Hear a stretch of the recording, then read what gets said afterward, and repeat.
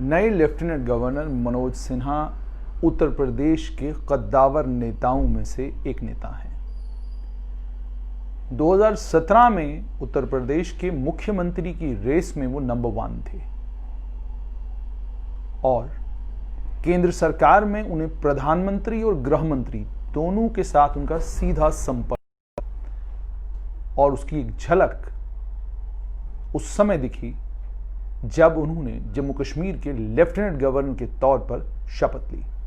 शपथ लेने के फौरन बाद उनके हाव भाव साफ तौर पर यह बात दर्शा रहे थे, ये बात बता रहे थे कि मैं लेफ्टिनेंट गवर्नर जम्मू कश्मीर का हूं और मैं यहां पर मुझे काम सौंपा गया है, मुझे वो काम करना है।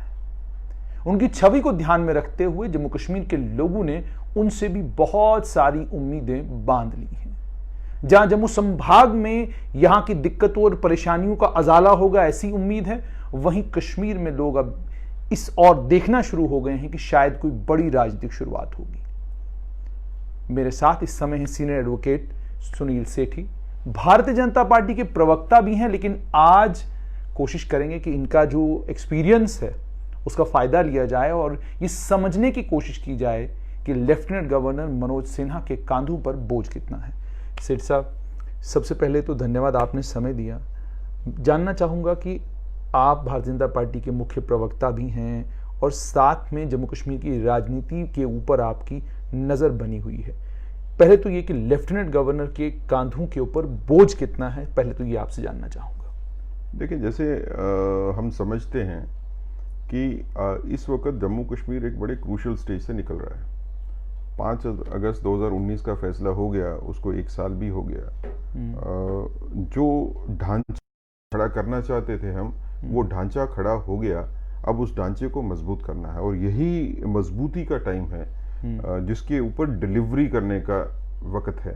ठीक। डिलीवरी जो है वो पिछले 1 साल से उस पेस पे नहीं हुई, कोरोना की वजह से या कोई और वजह से हो, लेकिन ये अब ये बात भी सबको पता है और रियलाइज करते हैं कि आने वाला टाइम, ये जो पीरियड अब शुरू हो रहा है, ये टाइम कंसोलिडेशन का है, जिसमें ग्राउंड के ऊपर डेवलपमेंट करके दिखानी पड़ेगी। ठीक। जिसपे ग्राउंड पे इंडस्ट्रियलाइजेशन जम्मू कश्मीर की करनी पड़ेगी, जिसपे ग्राउंड पे एम्प्लॉयमेंट जनरेट करनी पड़ेगी ताकि यूथ को हम एडजस्ट कर सकें, जिसपे ग्राउंड पे हमारे को जो बिजनेस कम्युनिटी है जिसको नुकसान हो गया कोरोना के चलते हुए, तकरीबन 6-7 महीने से सारे के सारे जो है वो काम काज ठप है, उनको भी जो है वो बेनिफिट्स जो है वो होने चाहिए।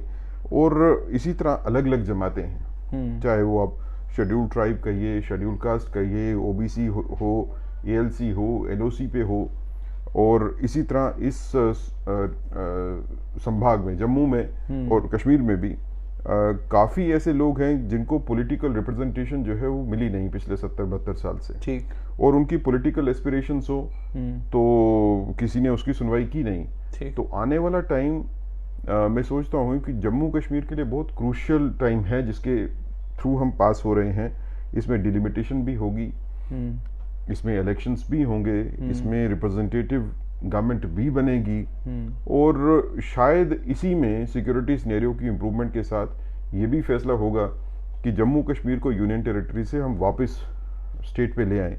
तो कुल मिला के आने वाला टाइम मैं जैसे देखता हूँ कि बड़ा चैलेंजिंग टाइम है एडमिनिस्ट्रेशन के लिए, और इस चैलेंजिंग टाइम के लिए the person who has been brought in as lieutenant governor, उनकी अगर आप शख्सियत और उनके साथ जो उनकी इमेज चली आ रही है उसके हिसाब से मुझे लगता है कि शायद गवर्नमेंट ऑफ इंडिया ने द मोस्ट सूटेड पर्सन को जो है वो डिसाइड किया है कि he should be in Jammu and Kashmir. He is not from bureaucratic circle. ठीक। He is a politician and he is a politician कि जिसकी रेपुटेशन है कि he delivers. Right. As minister also in the union government, he has that image carved out for himself, where he was taken to be a person कि जो development के काम करवाते हैं उनको तरीका पता है कैसे काम करवाने हैं, वो खुद भी काम करते हैं और दूसरों से काम लेते भी हैं। He knows both. So इस क्रूशियल टाइम पे जो फेज है एक कि जब हम एक नए सिस्टम से निकल रहे हैं और उस सिस्टम की कंसोलिडेशन का टाइम है, तो उसमें सिक्योरिटी फोर्सेस के गेन्स को भी कंसोलिडेट करना है, लेकिन उसके साथ डेवलपमेंट भी होनी चाहिए, प्रोग्रेस भी होनी चाहिए, पॉलिटिकल स्टेबिलिटी भी होनी चाहिए जम्मू कश्मीर में। तो इन सारी चीज़ों को देखते हुए एक अच्छा और ऐसा आदमी को जो डिलीवर कर सकता है मौके के ऊपर, उसको भेजा गया है। साथ में आम जो शिकायत थी कि शायद ब्यूरोक्रेसी में आपस में कोई प्रॉब्लम है, कोई एडजस्टमेंट नहीं है, कुछ है, मुझे लगता है कि उनके ऊपर भी अब विराम लगेगा। ब्यूरोक्रेसी को अपनी जगह काम करना चाहिए, पॉलिटिकल फोर्सेस को अपनी जगह काम करना चाहिए, और इसी तरह से जो है जम्मू कश्मीर का आगे भला होगा कि हर आदमी अपनी ड्यूटीज को समझे। सेठ साहब, अगर देखें तो मनोज सिन्हा उत्तर प्रदेश 22 करोड़ की आबादी वाला जो राज्य है, उस राज्य के मुख्यमंत्री के पद के सबसे बड़े दावेदार थे। भारतीय जनता पार्टी में जो संगठन के अंदर कुछ बदलाव होने हैं, उन बदलावों में भी एक बड़ा रोल उनके लिए देखा जा रहा था।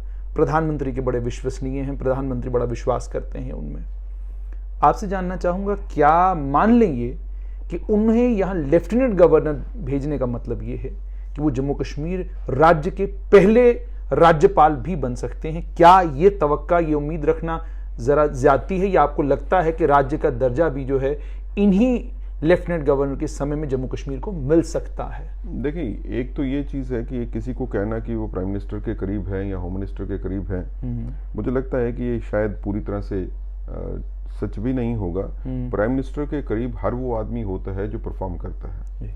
मनोज सिन्हा जी प्राइम मिनिस्टर के करीब हैं क्योंकि वो परफॉर्म किया है उन्होंने। ये कोई पर्सनल रिलेशंस की बात नहीं होती भारतीय जनता पार्टी में। ये पर्सन हु परफॉर्म्स, उसको आगे लिया जाता है। ये ठीक है कि मनोज सिन्हा जी का जितना कद है, उस कद के हिसाब से शायद उनकी रिस्पॉन्सिबिलिटीज जो हैं, वो इनसे बड़ी रिस्पॉन्सिबिलिटीज उनको मिलनी चाहिए थी। लेकिन चैलेंजिंग एस्पेक्ट इस असाइनमेंट को देखते हुए मनोज सिन्हा जी ने, मुझे लगता है कि ये एक्सेप्ट भी किया, और गवर्नमेंट ऑफ इंडिया ने भी डिसाइड किया कि अगर इस मोड़ पे, इस राजनीति के मोड़ पे, इस यूनियन टेरिटरी के इस जो विकास के मोड़ पे अगर हमारे को कमांड देनी है, जब तक एक रिप्रेजेंटेटिव गवर्नमेंट यहाँ पे नहीं खड़ी होती दोबारा, तो तब तक कमांड देने के लिए ऐसा ही आदमी चाहिए जिसका राजनीतिक कद भी बड़ा हो, जिसकी एक छवि हो कि वो डेवलपमेंट के काम करवाते हैं, कराना, और जो सेंट्रल गवर्नमेंट के इतने करीब हों या पावर के इतने करीब हों, या ऑनरेबल प्राइम मिनिस्टर के या होम मिनिस्टर या किसी की भी बात करें, उनके इतने करीब हों कि अगर कोई फैसला यहाँ पे होता है तो उस फैसले को इम्प्लीमेंट करवाया जाए, ठीक इमीडिएटली इम्प्लीमेंटेशन हो सके। मुझे लगता है कि मनोज सिन्हा जी का यहाँ पे लेफ्टिनेंट गवर्नर बन के आना एक नई दिशा में एक कदम है कि जहाँ पे जब ज़रूरतें, लोगों की ज़रूरतें, जम्मू कश्मीर लोगों की ज़रूरतें लेफ्टिनेंट गवर्नर साहब समझ जाएंगे, तो उन ज़रूरतों के हिसाब से फैसले करना और उन फैसलों पे अमल करवाना दोनों ही लेफ्टिनेंट गवर्नर साहब के लिए होगा, चाहे के ऊपर अमल जम्मू कश्मीर के बीच में होगा, चाहे वो दिल्ली में होगा।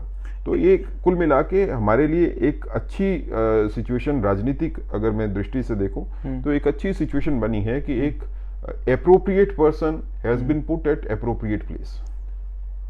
कांग्रेस के नेता और अन्य कई दलों के नेता ये कह रहे हैं कि जी 4G की मांग कर ली पूर्व लेफ्टिनेंट गवर्नर गिरीश चंद्र मुर्मू ने, और साथ में उन्होंने और भी कुछ बातें की जिसके चलते जो है उनको जम्मू कश्मीर से अलविदा किया गया और उनको दिल्ली बुला लिया गया। आप राजनीतिक विशेषज्ञ भी हैं, पॉलिटिकल एनालिस्ट भी हैं और चीज़ों को समझते भी हैं, क्या आपको लगता है कि इसमें कोई दम है बात में? नहीं, बिल्कुल भी नहीं। अगर मुर्मू साहब से किसी की नाराजगी होती उनके काम करने के ढंग से या उनकी स्टेटमेंट से, तो मुर्मू साहब को कॉन्स्टिट्यूशनल पोजीशन क्यों देते भाई? जहां से लेफ्टिनेंट गवर्नर गए हैं and with in days he is now क्या ऑफ इंडिया, कॉन्स्टिट्यूशनल पोजीशन है जिसमें 5 साल रहना है। और मुझे लगता है कि 4G के बारे में जो स्टेटमेंट मुर्मू साहब ने दी थी वो उनकी एडमिनिस्ट्रेशन का विश्लेषण था, उसकी असेसमेंट थी, उनकी अपनी असेसमेंट। और मुझे लगता है भारतीय जनता पार्टी का तो हर नेता ये स्टेटमेंट दे रहा है। मैं वही कहना चाहता हूं कि हमारी तो कंसिस्टेंट डिमांड ये है कि 4G को जो है वो रिस्टोर करना चाहिए जम्मू कश्मीर में, खासकर उन इलाकों में जहां पे शांति है वहां तो पक्का ही होना चाहिए। और ये इस वजह से कि कोई कहेगा कि 4G रिस्टोर होना चाहिए तो नाराजगी हो जाएगी, ऐसी बात नहीं है। जब हम लोग ही खुले में कहते हैं तो कुछ छुप के तो नहीं कहते, आपके सामने भी मैंने कई बार बात रखी है। अब मैं क्योंकि चीफ स्पोक्स पर्सन हूं, जो मेरा बयान होता है वो अधिकार कश्मीर भारतीय जनता पार्टी का है, तो मैं खुद ही कहता हूं कि 4G की सर्विसेज को रिस्टोर होना ही चाहिए जम्मू कश्मीर में। एक और चीज, अगर आपने जिस समय पूर्व लेफ्टिनेंट गवर्नर गिरीश चंद्र मुर्मू को जो है शपथ दिलाई जा रही थी, उसके बाद जिस तरीके से प्रधानमंत्री से उनकी मुलाकात हुई और जिस तरीके से वो इशारों में बहुत सारी बातें हुई, तो क्या दर्शाता है वो कि कितना विश्वास प्रधानमंत्री को पूर्व लेफ्टिनेंट गवर्नर गिरीश चंद्र मुर्मू पर है? आपने वो स्वेरिंग इन सेरेमनी तो देखी होगी जी। देखिए, मुर्मू साहब ने जो काम किया है, तकरीबन 9 महीने के करीब जो है वो जम्मू कश्मीर में रहे, जो उन्होंने काम किया जम्मू कश्मीर में, उसकी एप्रिसिएशन आप देखेंगे तो 3 जगह पे गवर्नमेंट ऑफ इंडिया में मुर्मू साहब ने जो काम किया है 9 महीने में, उसकी एप्रिसिएशन है, हर जगह से एप्रिसिएशन है, अच्छा काम हुआ। जो फैसले परकुलेट होने चाहिए थे ग्राउंड के ऊपर वो हुए, उन्होंने करवाए। दूसरी बात, राजनीतिक सर्कल्स में अगर आप देखेंगे, मैं खाली भारतीय जनता पार्टी की बात नहीं करता हूं, बाकी पॉलिटिकल पार्टीज की भी बात करें, राजनीतिक सर्कल्स में पॉलिटिकल स्टेबिलिटी लाना जम्मू कश्मीर में मुर्मू साहब की ये भी अचीवमेंट है कि इस दौरान में पॉलिटिकल स्टेबिलिटी यहां पे लाई। तीसरा, अगर आप आम जनता की बात करें, चाहे वो कश्मीर में अनंतनाग में किसी कस्बे में चले जाएं वहां से बात करें, जम्मू में कहीं कठुआ में, सांबा में, कहीं पे भी चले जाएं वहां पे बात करें, आम जनमानस वो खुश था लेफ्टिनेंट गवर्नर की एडमिनिस्ट्रेशन से। सेठ साहब, जैसे आपने कहा कि वो खुश था लेफ्टिनेंट गवर्नर की एडमिनिस्ट्रेशन से, अब आपसे ये जानना चाहूँगा कि जम्मू कश्मीर में मनोज सिन्हा ने कार्यभार संभाल लिया है, कार्यभार संभालने के बाद राजनीतिक शुरुआत की बात की जा रही है। कश्मीर घाटी में नेशनल कॉन्फ्रेंस का अपना एक मत है, वो 370 और 35A से आगे आना चाहते हैं या नहीं आना चाहते हैं, उसकी कोई क्लैरिटी अभी तक नहीं हुई है। महबूबा मुफ्ती अभी भी पब्लिक सेफ्टी एक्ट में बुक हैं, लेकिन बाकी तमाम उनके प्रवक्ता जो हैं वो अलग अलग चैनलों पे जाके अपनी बात रख रहे हैं। सजाद लोन साहब बाहर आए हैं, वो भी इंटरव्यूज दे रहे हैं, तो सिलसिला एक शुरू हो गया है। क्या आपको लगता है मनोज सिन्हा को कश्मीर घाटी में करने की ज़रूरत है, जिससे कम से कम कश्मीर घाटी का राजनीतिक माहौल जो है वो एक राजनीतिक माहौल बन जाए और सारे का सारा सिलसिला जो है फिर डिलिमिटेशन तक ही महदूद होकर रहे? देखिए, खाली कश्मीर घाटी की बात क्यों करते हो, जम्मू कश्मीर पूरे की बात करिए। जम्मू कश्मीर पूरे में राजनीतिक गतिविधियां जो हैं वो एक अच्छे ढंग से और एक अच्छी पेस पे शुरू होनी चाहिए। जम्मू में और कश्मीर में भी अगर आप देखेंगे तो भारतीय जनता पार्टी के अलावा कोई सक्रिय राजनीतिक दल नहीं है। अब जम्मू संभाग जिसमें की प्रॉब्लम नहीं है, सिक्योरिटी की भी सिनेरियो में कोई डिफिकल्टी नहीं है ज्यादातर इलाकों में जम्मू प्रोविंस के, लेकिन बावजूद इसके जम्मू में भी राजनीतिक एक्टिविटी जो है वो भारतीय जनता पार्टी के अलावा कोई पॉलिटिकल पार्टी कर नहीं रही। ठीक, अब कांग्रेस होगी या नेशनल कॉन्फ्रेंस होगी या पीडीपी हो गई या पैंथर्स पार्टी होगी या कोई भी है, ये ग्राउंड पे कहीं पे भी राजनीतिक गतिविधि करते नहीं दिखते हैं। इसी तरह कश्मीर में भी भारतीय जनता पार्टी ही है जो अलाइव है and which is working amongst the people. उसी वजह से हमारे लोगों को नुकसान भी हो रहा है, हमारे नेताओं को टारगेट भी किया जा रहा है, because we are the only person who are working on the ground Kashmir में भी। तो अगर कोई 370 और 35A से आगे सोचता है, आगे की सोच है किसी की, तो हम उसका स्वागत करते हैं। 370 और 35A खत्म हो चुका है, it is a history now. कोई 370 और 35A के ऊपर ही अटका अगर हुआ है तो he is trying to live in the past. Past वापस नहीं आएगा। ये राजनीतिक दल जितने भी हैं, मैं आपके माध्यम से उनको भी कहूंगा कि 370 और 35A अब नहीं है, इतिहास का हिस्सा हो गया। जो खत्म हो चुका है उसके ऊपर अपनी व्यर्थ की चिंता मत करो। 370 और 35A के आगे बढ़िए। अब हम एक नए युग में, एक नए इरा में जो है वो एंटर कर रहे हैं, एंटर कर चुके हैं 5 अगस्त 2019 से, और इसमें सबके साथ खड़ा होना चाहिए, जनता के साथ खड़ा होना चाहिए। राजनीतिक दलों का काम है कि वो जनता की के लिए काम करें, उनकी तकलीफों को दूर करें। जनता जब तकलीफ में हो और आप राजनीति छोड़ के घरों में बैठ जाओ या ट्विटर पे सिर्फ लिखते रहो, तो वो कोई राजनीति नहीं है। सेठ साहब, पुराने governor lieutenant governor Girish Chandra Murmu से आम शिकायत ये थी कि वो संवाद नहीं, जन संवाद नहीं कर सके, जनता के साथ संवाद नहीं कर सके। अब नए मनोज सिन्हा हैं, उस संवाद न करने का एक कारण ये भी बताया जा रहा था कि जो एडवाइज़र उनके हैं वो सभी ब्यूरोक्रेट हैं और वो अभी भी ब्यूरोक्रेसी के वो जो ब्यूरोक्रेसी का एक ऑरा होता है उससे बाहर नहीं निकल पा रहे। मनोज सिन्हा साहब के भी सलाहकार जो है वो जल्द नियुक्त किए जाने वाले हैं। आप अपनी तरफ से क्या सुझाव देंगे कि क्या आपको लगता है कि ब्यूरोक्रेट्स के साथ ही कंटिन्यू करना चाहिए, या आपको लगता है कि अब अगर एक राजनीतिक आदमी को लेफ्टिनेंट गवर्नर बनाया गया है तो उसके साथ जो लोग हों वो भी राजनीतिक होने चाहिए ताकि जनसंपर्क साधा जाए और जनता के साथ सीधा संवाद हो, ताकि लोग सिविल सचिवालय के साथ कनेक्ट हों, लोग अलग अलग जो पॉलिटिकल पार्टीज के ऑफिसेज हैं उनके साथ उनका कनेक्शन दोबारा से जो है वो संपर्क दोबारा से जुड़ सके। तो आपसे जानना चाहूंगा आपकी क्या मतलब अपनी राय है इस मामले में। 5 अगस्त 2019 को जब फैसला किया गया कि एक नया दौर शुरू होगा जम्मू कश्मीर में, तो उसमें कुछ फैसले, सख्त फैसले भी थे जिनकी सख्त होने की जरूरत भी थी वक्त के हिसाब से। उस दौरान ये सोच थी क्योंकि एक नया सिस्टम डेवलप हो रहा है तो इसमें ब्यूरोक्रेट्स को जो है वो पावर स्ट्रक्चर ब्यूरोक्रेट्स को ही दिया जाए ताकि ब्यूरोक्रेट्स के थ्रू जो है वो उस सिस्टम को इफेक्टिवली चलाया जा सके, ठीक, जिसमें पॉलिटिकल इंटरफेरेंस जो है वो कम से कम हो। लेकिन ये सिस्टम ने डिलीवर किया, इसमें मुझे कोई दो राय नहीं है।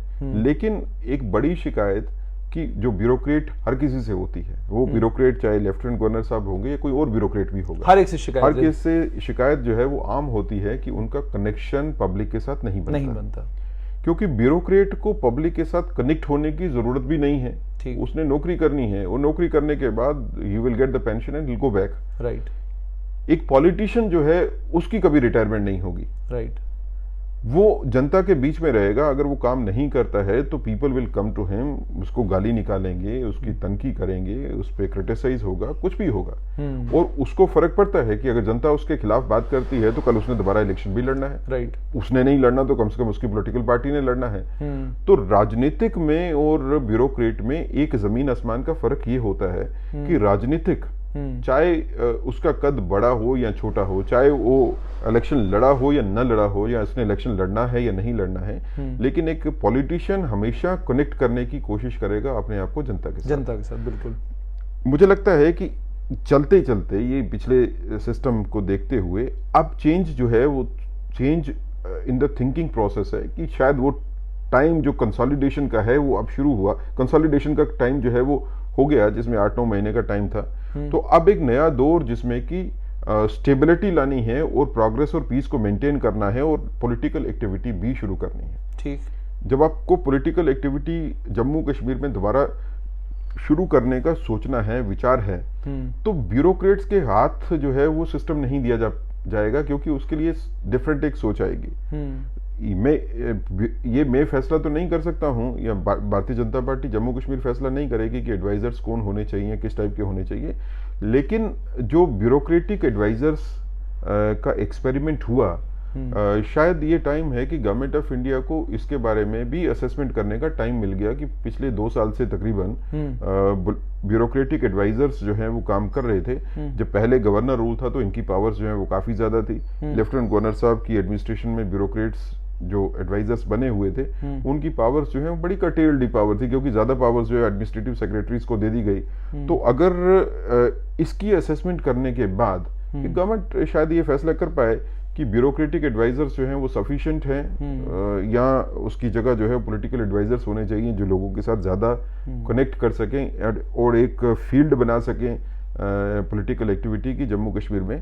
लेकिन मेरा एक मत जरूर है इसके बारे में कि एडवाइजर्स ब्यूरोक्रेटिक होंगे या पॉलिटिकल होंगे, लेकिन जो पावर्स जो एडमिनिस्ट्रेटिव सेक्रेटरीज को पावर्स दी हुई हैं जो कि ओवरलैपिंग पावर्स हैं on bureaucrats on advisors also, वो शायद इस सिस्टम की बेहतरी के लिए काम जो सोचा गया था उतना नहीं कर रही हैं। उसके चलते हुए बड़ी ज्यादा शिकायतें जो हैं वो ब्यूरोक्रेट से हैं, एडमिनिस्ट्रेटिव सेक्रेटरी से हैं, जो कि मिनिस्टेरियल पावर्स एक्सरसाइज करते हैं। उसके बारे में एक बार दोबारा जरूर सोचना चाहिए कि पावर्स जो हैं that should be restored back to the advisors, जो एडमिनिस्ट्रेटिव सेक्रेटरीज को मिनिस्टेरियल पावर्स दी गई हैं, और बिजनेस रूल्स के हिसाब से ही जो है वो गवर्नमेंट जो है वो चलनी चाहिए। आने वाले टाइम पे लेफ्टिनेंट गवर्नर साहब की जो छवि है, काम करवाने की, काम करने की छवि है, उसके माकूल जो एडवाइजरी काउंसिल है वो उसको उसके माकूल ही जवाब देना पड़ेगा, काम कितने करना एडवाइजर्स पड़ेगा। लगभग होने चाहिए आपके हिसाब से? 4 हैं अभी देखिए, तक तो 4 रहे थे। नंबर से फर्क नहीं पड़ेगा। ठीक। आदमी काम करने वाले होने चाहिए, आदमी they should be in a position to deliver. अगर आप मनोज सिन्हा साहब को जम्मू कश्मीर में लेके आ रहे हो तो मनोज शर्मा साहब के साथ काम करने के लिए एडवाइजर्स को भी अपनी कमर कसनी चाहिए, चाहे वो यही एडवाइजर होंगे या नए एडवाइजर होंगे, ब्यूरोक्रेट होंगे, पॉलिटिकल एडवाइजर्स होंगे, लेकिन उन एडवाइजर्स को भी उसी हिसाब से काम करना पड़ेगा। लेकिन सेठ साहब, जो एडवाइजर इस समय, जो एडवाइजर पूर्व लेफ्टिनेंट गवर्नर के साथ थे, एक एडवाइजर के ऊपर इल्ज़ाम ये लगा है कि वो करप्शन के कुछ मामलात में मुलविस हैं। एक और एडवाइजर साहब हैं, उनके ऊपर ये इल्ज़ाम लगा है कि वो अपने रिश्तेदारों को जो है अलग अलग जगह एडजस्ट करने में लगे हुए हैं। बाकी 2 एडवाइजरों की छवि बिल्कुल साफ़ सुथरी है, अभी तक साफ़ सुथरी है। आपसे जानना चाहूँगा कि इसके चलते क्या आपको नहीं लगता कि दोबारा, चूंकि एक बड़े साफ छवि के आदमी को अगर आपने रखा हुआ है तो क्लिंज किया जाना चाहिए कि ठीक है, 4 वो लोग ले आऊं मैं अपने साथ जिनकी छवि बिल्कुल जो है साफ सुथरी हो, या वो सियासी लोग ले आऊं जो कम से कम जनसंपर्क साधने की कोशिश करें, आम लोगों के साथ मिलें, बातचीत करें, उनके मसलों को सुने, उनकी तकलीफों को सुने, उनकी परेशानियों को सुने। आपको क्या लगता है, आपका मत? देखिए, मैं इससे ज्यादा तो शायद आपको खुल के बात नहीं कर सकता हूँ। मेरा तो मत ये है कि एडवाइजर्स जो हैं वो मनोज सिन्हा साहब की तरह के ही होने चाहिए। सीधी बात है। अच्छा सेठ साहब, 4G को लेकर जम्मू के लोगों की बड़ी आशाएं बंधी, उनको लग रहा है कि भाई शायद कल फैसला होने वाला है। 11 तारीख को कोर्ट ने भी पूछा है कि भाई क्या कुछ जगहें ऐसी हैं जहां पर आप 4G को जो है रिस्टोर कर सकते हैं। तो अब केंद्र सरकार भी एक तरह से फंस गई है कि अगर आप वहां कहते हैं जी हम जम्मू में भी नहीं खोल सकते, तो आपको बताना पड़ेगा क्यों नहीं खोल सकते हैं। तो सेठ साहब, आपका अपना मत क्या आपको कोई ऐसी कुछ लग रहा है, आपके कान तक कोई ऐसी बात पहुंची है कि 4G रिस्टोर होगा? देखिए, मेरा अपना मत है, मैं I am not privy to any decision which has been taken by the government and the government will be taking, क्योंकि हम पार्टी की तरफ से काम करते हैं, गवर्नमेंट में नहीं है। तो हमारी अपना कंसिस्टेंट व्यू है, ये आज का नहीं है, जब से आप मेरे से बात कर रहे हो काफी देर से है। हमारा अपना कंसिस्टेंट व्यू पार्टी का है, वो यही है कि 4G जिन इलाकों में प्रॉब्लम नहीं है वहां पे इमीडिएटली रिस्टोर करना चाहिए। ठीक। और जहां प्रॉब्लम भी है वहां पे कुछ रेस्ट्रिक्शंस के साथ जो है वो 4G जो है वहां पे भी सर्विस देनी चाहिए। 4G अगर कोरोना नहीं होता तो शायद 4G की रेस्टोरेशन जो है उसको डिले करना भी पॉसिबिलिटी हो सकती थी, 4G के बगैर भी हमारे काम चल सकते थे। लेकिन कोरोना के चलते हुए जब फिजिकल मीटिंग्स जो है वो पॉसिबिलिटी नहीं है, तो मीटिंग्स कैसे होंगी? मीटिंग्स तो वर्चुअल ही होनी है। जैसे आपने फ्राइडे, सैटरडे, संडे जम्मू की अगर हम बात करें तो यहाँ पे लॉकडाउन है, we can't go out, we can't meet the people, we can't talk with the people. अब अगर कम से कम 4G सर्विसेज को रिस्टोर होना है यहाँ पे, तो वर्चुअल मीटिंग्स हो जाएंगी। बड़े ऐसे काम हैं जो कि ऑनलाइन जो है वो हो सकते हैं, जो 2G सर्विसेज में नहीं हो रहे हैं। जो लोग अपने घरों में बैठे हुए हैं और जिनके पास घर में ब्रॉडबैंड है, सिर्फ वही काम कर रहे हैं। ब्रॉडबैंड लिमिटेड नंबर तक ही पहुंचा हुआ है, हर आदमी के पास ब्रॉडबैंड नहीं है। हमारी अपनी ये सोच है और डिमांड है कि 4G रिस्टोर्ड होना चाहिए जम्मू कश्मीर में, कम से कम जहाँ पे कदरे शांति है। फुल तो पीस में नहीं कहूंगा, लेकिन कदरे शांति है, तो कंपैरेटिवली पीस है, वहाँ पे 4G की सर्विसेज रिस्टोर होनी चाहिए। मुझे लगता है कि आने वाले कुछ ही दिनों पे इसके ऊपर जो है कोई अच्छा फैसला ही आएगा। सेठ साहब, टोल प्लाजा बिजनेस को लेकर, उसके अलावा मुबारक मंडी के 2 तरफ जो गेट हैं उन गेटों को लेकर और भी कई मुद्दे हैं जो ज्वलंत मुद्दे बन चुके हैं, और जम्मू में लोगों में गुस्सा और नाराज़गी है ज़बरदस्त बीजेपी के प्रति। हम जब कोई भी स्टोरी करते हैं, उसको करने के बाद फेसबुक के ऊपर जब कमेंट देखते हैं तो कमेंट सेक्शन से ये मालूम पड़ता है कि लोग बहुत ज़बरदस्त तरीके से आपकी पार्टी से नाराज़ हैं। आपसे जानना चाहूँगा कि क्या आपको नहीं लगता कि इन तमाम चीज़ों का संज्ञान लेने की ज़रूरत है, और जैसे मैंने आपको कहा कि जनसंवाद की ज़रूरत है, वरना आपको नहीं लगता कि बहुत मुश्किल हो सकता है आने वाले समय में बीजेपी के लिए जम्मू संभाग में? देखिए, एक चीज़ तो ये समझने की ज़रूरत है कि ब्यूरोक्रेटिक सेटअप में जो अभी जम्मू कश्मीर में है, इस ब्यूरोक्रेटिक सेटअप में आप ये सोचो कि बीजेपी इज ओवर पावरिंग और बीजेपी जो है वो कंट्रोल कर रही है चीज़ों को, या बीजेपी से पूछ के सारे फैसले होते हैं, वैसा नहीं है। ब्यूरोक्रेटिक सेटअप एक अपने ढंग से बात, जैसे आप मेरे से पूछेंगे, एक एग्जांपल आपने की, मुबारक मंडी के दरवाजे बंद कर दिए। अब ये फैसला किसी ब्यूरोक्रेट ने बैठ के कर दिया। अगर कोई पॉलिटिकल आदमी इस फैसले को करने के लिए होता तो शायद ये कभी कोई इमेजिन भी नहीं कर सकता है कि आप तकरीबन 10,000 की पॉपुलेशन को जो है वो रास्ते के बगैर छोड़ दोगे, उनको अपने घर में पहुंचने के लिए भी रास्ता नहीं होगा। ठीक। अब who is taking this decision is being taken by some bureaucrat. ठीक। हमारे को पता चला, हमने उसको अपोज किया, बात भी करनी चाहिए, वहां पे बात भी की, लेकिन इनिशियल डैमेज हो गया। अब ब्यूरोक्रेटिक फैसले अगर गलत भी होंगे तो वो हमारे ऊपर पड़ जाते हैं। बिल्कुल। एक ब्यूरोक्रेट बैठा हुआ, एक कमर्शियल सेक्रेटरी बैठा हुआ, कोई ऐसा फैसला करता है कि जो जनता के खिलाफ है, जनता के हितों के खिलाफ है। पावर्स तो एडमिनिस्ट्रेटिव सेक्रेटरीज को मिली हुई हैं। ठीक। उसका अच्छे फैसले का हमारे को बेनिफिट नहीं मिलता। ठीक। लेकिन उसके गलत फैसले का बेनिफिट जो है वो अपोजिट पार्टी लेती है और हमारे को उसके पे टारगेट होते हैं। फिर हम उसको लग जाते हैं उसको ठीक करने के लिए, ठीक कैसे करवाना है, फिर बाद में ठीक होगा वो। ये एक ऐसी प्रक्रिया है जिसमें हम गुजर रहे हैं। अब ये भी सोचना कि एडमिनिस्ट्रेटिव सेक्रेटरीज या ब्यूरोक्रेट जो है वो हर फैसले से पहले दिल्ली से, सेंट्रल गवर्नमेंट से पूछेंगे कि हमारे को पैसा भी नहीं होता है, वैसा भी नहीं होता है। तो कुछ फैसले जो है, लेकिन एक सिस्टम ऐसा डेवलप जरूर होना चाहिए। जब ब्यूरोक्रेट्स एडमिनिस्ट्रेशन को देख रहे हैं तो ब्यूरोक्रेट्स की आंसरेबिलिटी भी होनी चाहिए। अगर कोई ऐसे फैसले होते हैं कि जो जनता के हितों के खिलाफ है, तो जो वो फैसले लेता है उसकी आंसरेबिलिटी भी होनी चाहिए कि आप फैसला ऐसा कैसे ले सकते हो। ठीक। कुल मिला के मेरी तवक्को जो है, नए लेफ्टिनेंट गवर्नर साहब आए हैं, तो नए लेफ्टिनेंट गवर्नर साहब से भारतीय जनता पार्टी ये उम्मीद करती है कि एक नया सेटअप तैयार होगा। ठीक। जिसमें जनता क्या चाहती है उसको प्राइमेसी दी जाएगी। ठीक। कोई ऐसे फैसले जो जनता के हितों के खिलाफ हो उसको नहीं करना चाहिए। ठीक। ये जरूरी है कि हम 100% डिलीवरी कभी भी कोई भी गवर्नमेंट नहीं दे पाती है। जनता कभी 100% जो है वो डिसीजन से सेटिस्फाई नहीं होगी, लेकिन वो 100% नहीं होगा तो 80% होगा, 90% होगा, वो जनता के हितों में होने चाहिए। कुछ फैसले मजबूरी में होते हैं। ठीक। सर साहब, एक और बड़ा इम्पोर्टेंट मामला है कि कश्मीर में पंचायतों के जरिए प्रधानमंत्री नरेंद्र मोदी ने कहा था जम्मू कश्मीर में ग्रास रूट डेमोक्रेसी को और गवर्नेंस को मजबूत किया जाएगा। लेकिन इस समय हालात ये हैं कि पंच और सरपंच जो इलेक्ट किए गए हैं उन्हें पुलिस ये कहती है कि जी आप जाके होटलों में रहिए, हम आपको बाहर से सिक्योरिटी प्रोवाइड करेंगे अगर आपको डर लग रहा है, आप अगर ऑपरेट नहीं करते। और जो बेचारे ऑपरेट कर रहे हैं वो थानों के चक्कर लगा रहे हैं, जी हमें एक आधा PSO दे दो ताकि हम अपने इलाके में ऑपरेट कर सकें। आज भी आपका एक वर्कर जो है उसके ऊपर आतंकवादियों ने हमला किया है।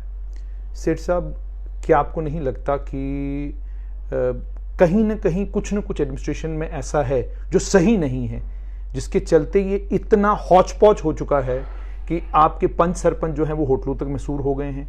जम्मू में आपका पंच सरपंच जो है वो कहता है जी हमारे पास पैसा ही नहीं आ रहा, हमें काम ही नहीं करने दिया जा रहा, सारे काम तो BDO खुद कर रहा है, सारे काम तो बड़े अफसर खुद कर रहे हैं, हमारे हाथों में कुछ नहीं दिया जा रहा।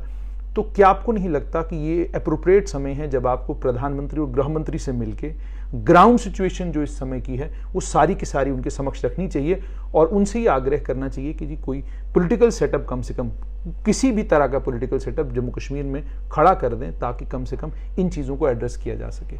देखिए, पॉलिटिकल सेटअप खड़ा करने से पहले जो है काफ़ी चीज़ें करनी ज़रूरी हैं जिसके ऊपर काम हो रहा है जी। ये ठीक है कि जो सोच प्रधानमंत्री जी की थी और गवर्नमेंट ऑफ इंडिया की भी थी कि नई पॉलिटिकल लीडरशिप जो है वो ग्रास रूट से खड़ी होनी चाहिए। कश्मीर में अगर आप एक स्थायी शांति स्थापित करना चाहते हो, एक स्थायी पॉलिटिकल स्टेबिलिटी लाना चाहते हो, तो आपको ग्रास रूट से पॉलिटिकल लीडरशिप खड़ी करनी पड़ेगी।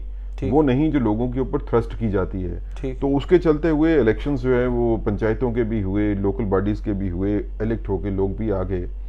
ये एक चिंता का विषय है कि लेटली सेलेक्टिव टारगेटिंग जो है वो की जा रही है इन रिप्रेजेंटेटिव्स की और उनमें डर और खौफ का माहौल पैदा करने की कोशिश है। ये भी सच है कि शायद सिक्योरिटी जितनी उनको मिलनी चाहिए उतनी नहीं है। ठीक। और ये भी हम मानते हैं कि उनको सिक्योरिटी बेटर मिलनी चाहिए। ठीक। जब तक आप sense of security public representatives में नहीं क्रिएट करोगे वो जनता के बीच में काम जाके नहीं कर पाएंगे। ठीक। नंबर 1। नंबर 2, ये भी इस चीज के ऊपर भी इन प्रिंसिपल वी एग्री कि जो जनता के रिप्रेजेंटेटिव है उनको राइट देना चाहिए डेवलपमेंट करवाने का, डेवलपमेंट के कामों में प्राइमेसी उनकी होनी चाहिए। राइट। चाहे वो खाली पंचायत की बात नहीं है, अगर आप म्यूनसिपैलिटीज में देख लीजिए तो म्यूनसिपैलिटीज में जो इलेक्टेड रिप्रेजेंटेटिव हैं, जो कॉर्पोरेटर्स हो गए, म्यूनसिपल काउंसलर्स हो गए, उनकी भी आम शिकायत है कि हमारे जो है वो सुनवाई कमिश्नर साहब नहीं करते, हमारी सुनवाई जो है वो ब्यूरोक्रेट गवर्नमेंट ऑफिसर्स नहीं करते। ये गलत बात है। जो इलेक्टेड रिप्रेजेंटेटिव है, लोगों से चुन के आए हैं, उनकी बात को एडमिनिस्ट्रेशन को मानना ही चाहिए। ये लोग लोगों की आवाज बन के आपके सामने आते हैं, और उनको अगर हम इन हालात में रख देते हैं कि उनके डिमांड्स के ऊपर काम नहीं होंगे, तो ये डेमोक्रेसी के लिए जो है ये कोई हेल्दी सिचुएशन नहीं होगी। मुझे लगता है कि इसके ऊपर एक बार दोबारा जो है वो चिंता करने की जरूरत है। क्या प्रधानमंत्री और गृह मंत्री हमारी तरफ से टाइम पे पार्टी की तरफ से टाइम पे ब्रीफिंग जो है वो पीरियडिकली जो है वो जाती है। हम अपने नेशनल लीडरशिप को पार्टी हेडक्वार्टर में जो है वो पीरियडिकली जो है हमारी डिस्कशंस इस चीज के ऊपर होती है, और उसके ऊपर जो है वो संज्ञान भी लिया जाता है, उसके ऊपर माकूल कार्रवाई भी होती है।